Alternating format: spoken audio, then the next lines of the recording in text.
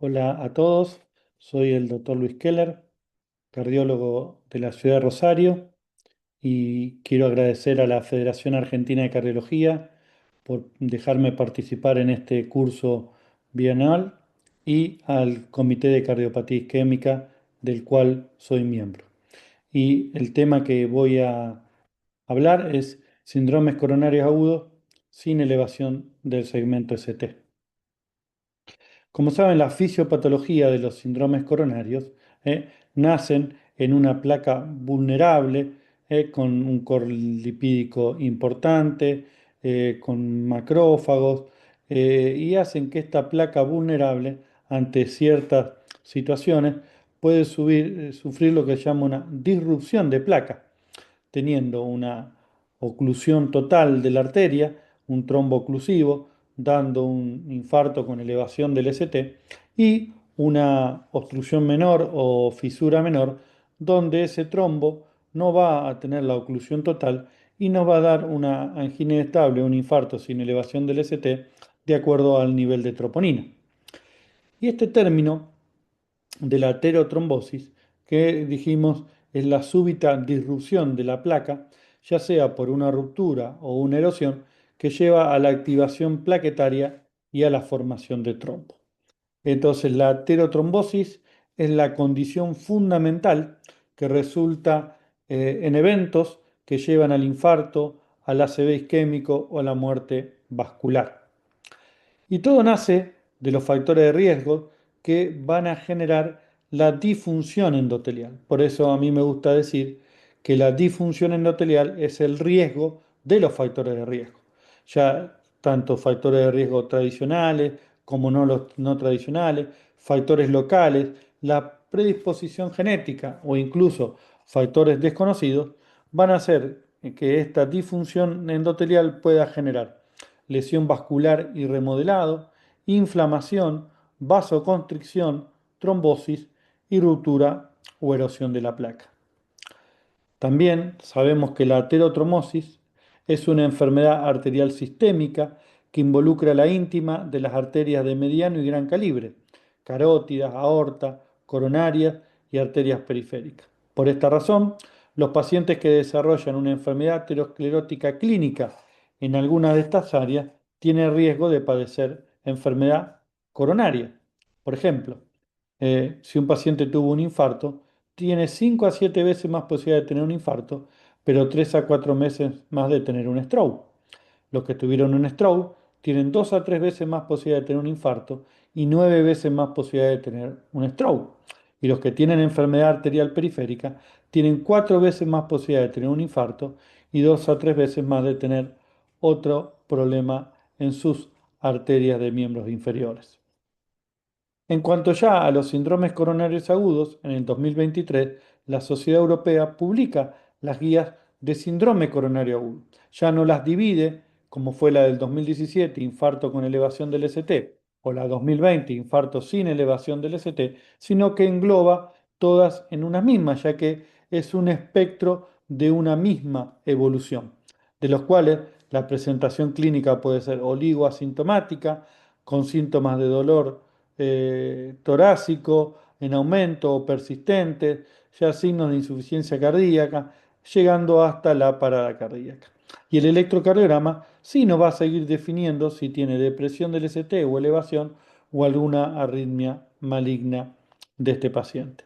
Y van a ser también fundamentales los niveles de troponina, ya que puede consistir un cuadro sin elevación del ST o con elevación y descenso de las troponinas. Entonces, el concepto, que es un proceso diagnóstico desde la presentación clínica, donde el electro es importante y se sigue solicitando que el electro se haga dentro de los 10 minutos del primer contacto médico. El diagnóstico inicial va a ser de acuerdo a ese electro, si tiene supranivel del ST o no.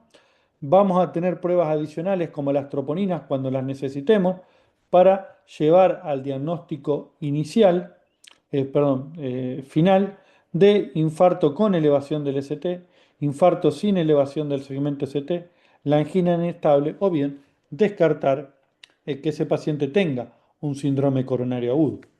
Y hay tres pilares que ellos ponen las guías como fundamentales en la sospecha de un paciente con síndrome coronario agudo, que es el ACS, donde la A tiene que ver para ver si hay una anormalidad en el electrocardiograma, y detectar isquemia o alguna otra anomalía que necesitemos. El C es el contexto clínico. Ahí tenemos que evaluar la clínica del paciente y definir qué pruebas tenemos disponibles para hacer. Y la S es la estabilidad del paciente para ver realmente si está hemodinámicamente estable o no. O sea que estos tres pilares nos van a dar un paso muy importante en la estratificación de nuestro paciente.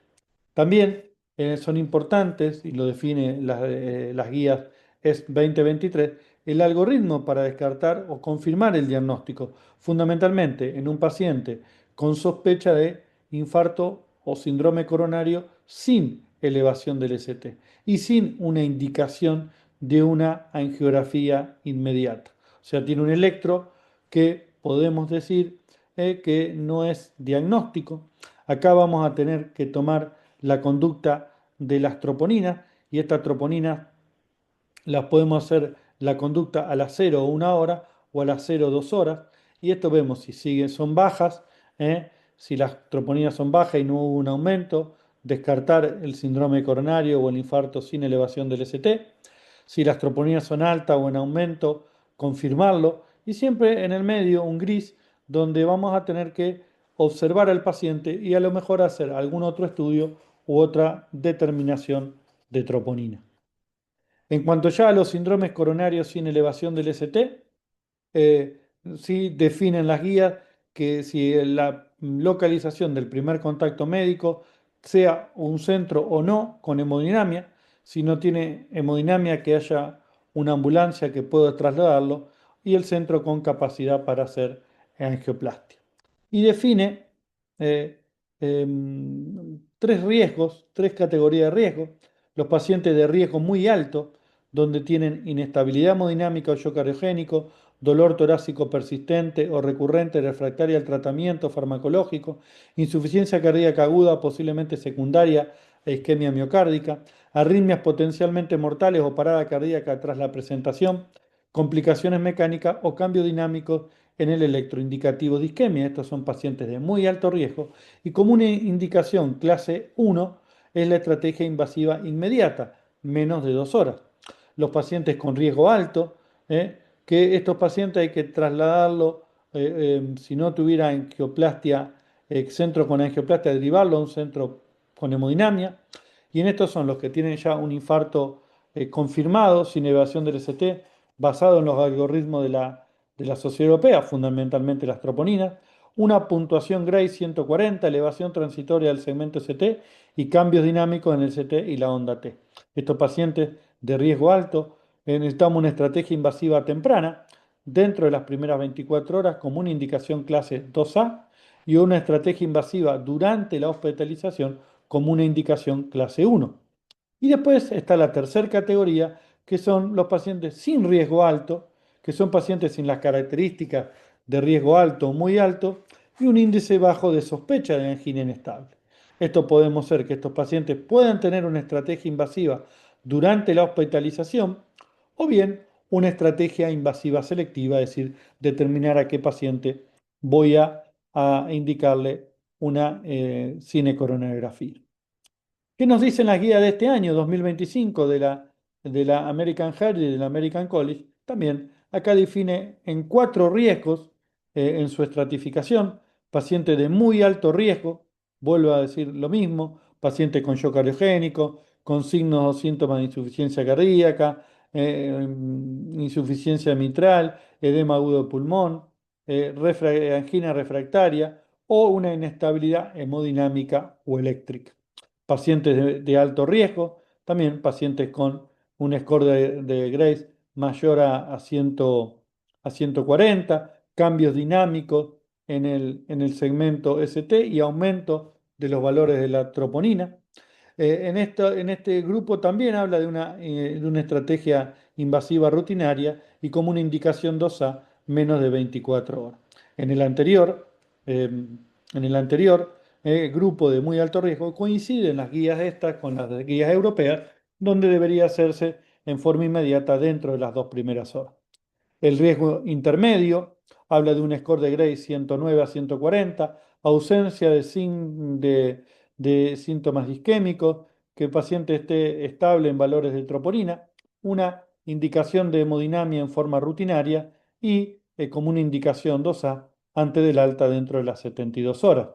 Y pacientes de muy bajo riesgo o riesgo bajo, que tengan un score de Gray menos a 109, un score de TIMI menor a 2, ausencia de síntomas disquémicos, troponina por debajo del percentilo 99 y sin cambios en el segmento ST. Estos pacientes pueden tener una estrategia invasiva rutinaria durante su internación o bien previo al alta como una indicación 2A o bien seleccionar a qué paciente puede hacerse en cuanto a que tenga recurrencia de los dolores y necesite hacerse una estratificación invasiva. En cuanto al riesgo, es importante comparar el score TIMI con el score Grace.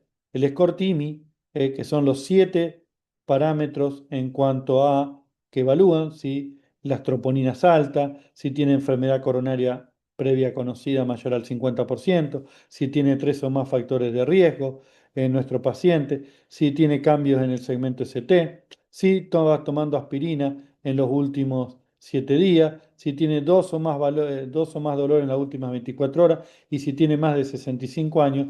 Esto le da a cada uno un puntaje y la valorización del poder estadístico y lo que se llama la curva ROC, el área bajo la curva, habla de un poder estadístico de 0,65, por lo cual nos dice que no es muy bueno, es bastante pobre el tema de su predicción en cuanto al riesgo.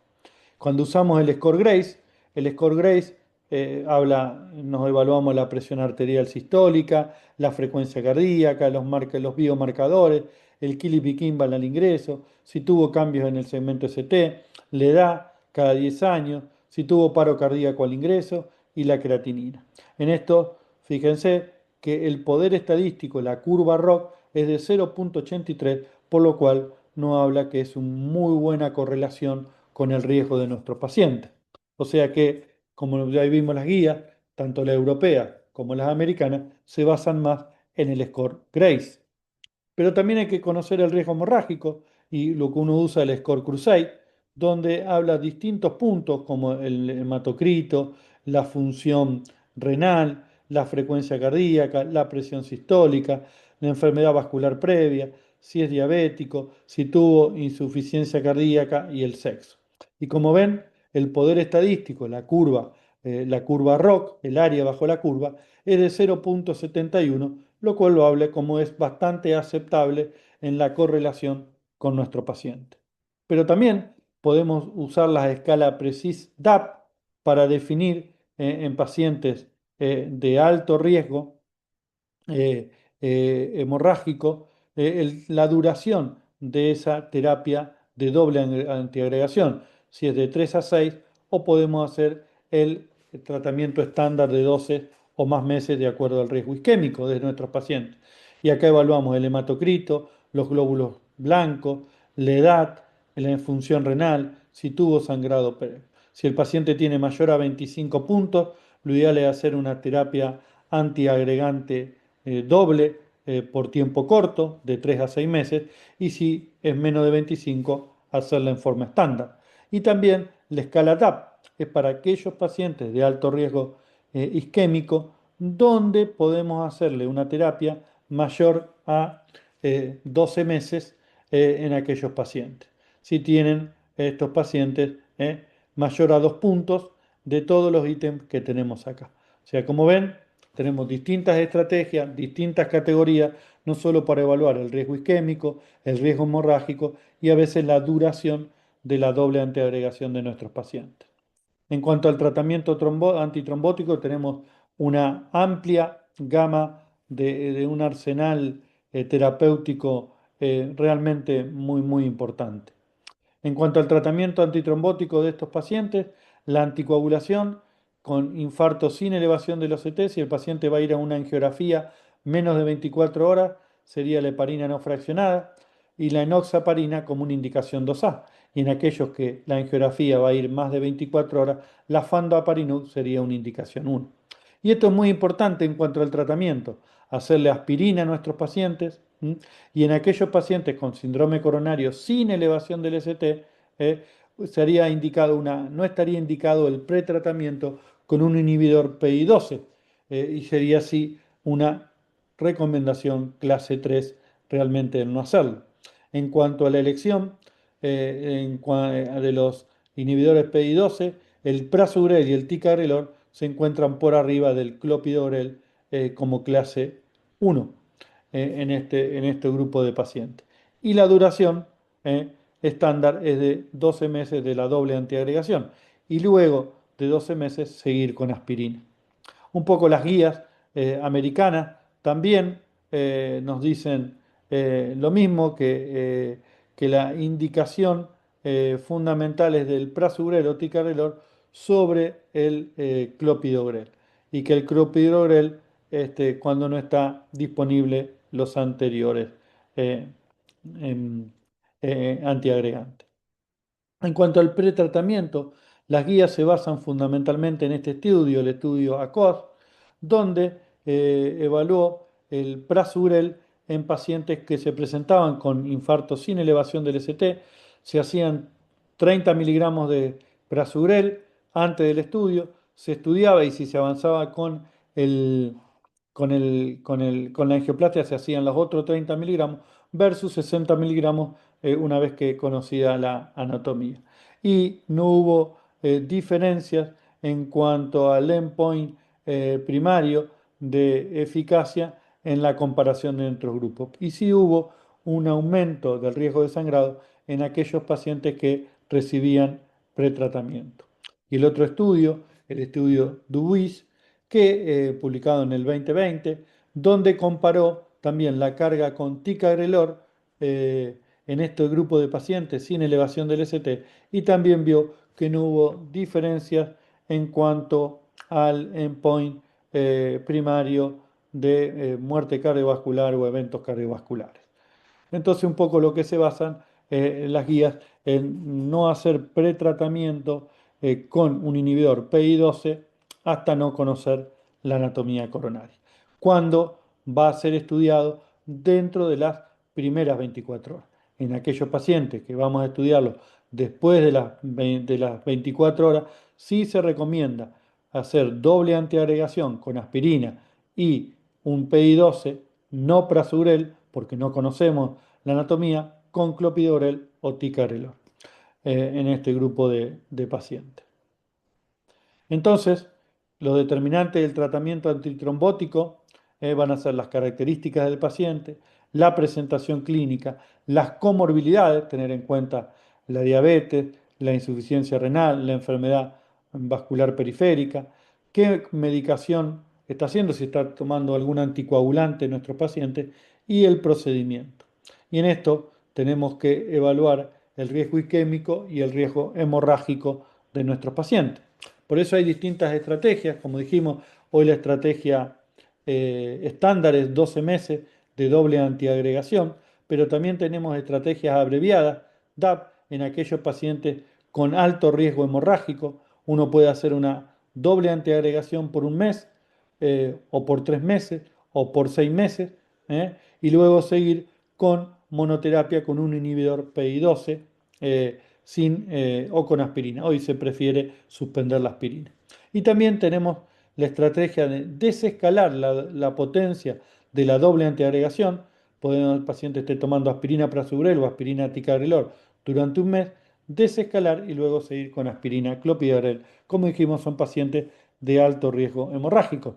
Y las guías americanas también hablan de la estrategia estándar de 12 meses de doble antiagregación, pero en aquellos pacientes para reducir el riesgo hemorrágico, podemos usar aspirina ticagrelor por 1 a 3 meses y después por simple antiagregación con ticagrelor, o bien también hablan de la desescalación y esto sería ya una indicación clase 2B. Y en pacientes que están tomando anticoagulantes, una triple terapia por 1 a 4 semanas y después seguir con la simple antiagregación con fundamentalmente con clopidogrel y con una anticoagulante oral. También las guías europeas hablan, como les dije recién, la triple terapia hasta 1 semana, luego hasta 6 meses con la anticoagulación más un antiagregante, fundamentalmente clopidogrel.